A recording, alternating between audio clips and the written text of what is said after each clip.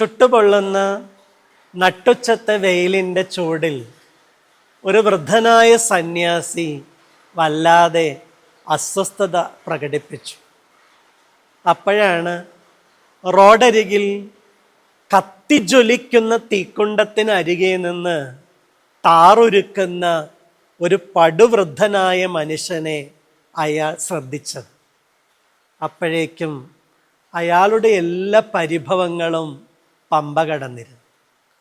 ജീവിതത്തിൽ പലതും നമ്മൾ കാണാതെ പോകുന്നത് കൊണ്ടാണ് ജീവിതത്തിൻ്റെ അനുഗ്രഹങ്ങളെ ആസ്വദിക്കാനും അനുഭവിക്കാനും സാധിക്കാതെ പോകും. ഒരു വെയിലിൻ്റെ ചൂട് ചെറിയ രീതിയിലൊന്നുമല്ല ഒരാളെ അസ്വസ്ഥപ്പെടുത്തുക എന്ന് ഉറപ്പാണ്.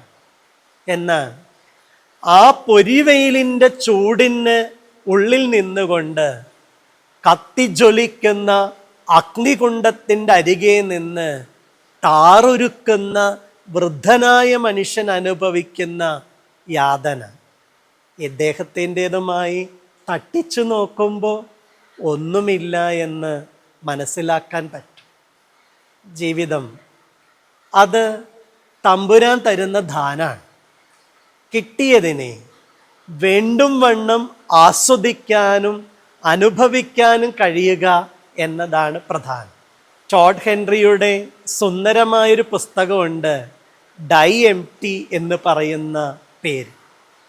അത് പറഞ്ഞു വെക്കുന്ന സന്ദേശം ഇതാണ്: ഈ ഭൂമിയിൽ ഏറ്റവും വിലപിടിപ്പുള്ള ഇടമെന്ന് പറയുന്നത് സെമിത്തേരിയാണ് പോലും.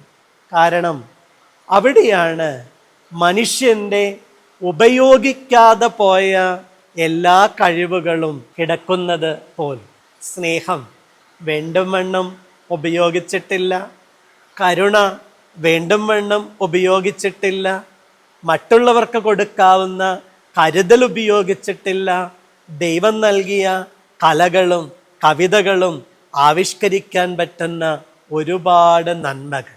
ടോഡ് ഹെൻറി പറയുകയാണ്, എല്ലാവരോടും നിങ്ങൾ ശൂന്യമായ കരങ്ങളോടെ മരിക്കുക എന്ന് പറഞ്ഞ ദൈവം തന്ന കഴിവുകളൊക്കെ ഉപയോഗിച്ചിട്ട് ഒന്നും ഇല്ലാത്തവരായി ഈ ഭൂമിയിൽ നിന്ന് കടന്നു പോകുക. നമ്മുടെ ജീവിതത്തെ അത്തരത്തിൽ എല്ലാ കഴിവുകളും ഉപയോഗിച്ച് കടന്നു പോകുന്നവരായി തീരാൻ ഇടയാകട്ടെ. ദൈവം അനുഗ്രഹിക്കട്ടെ.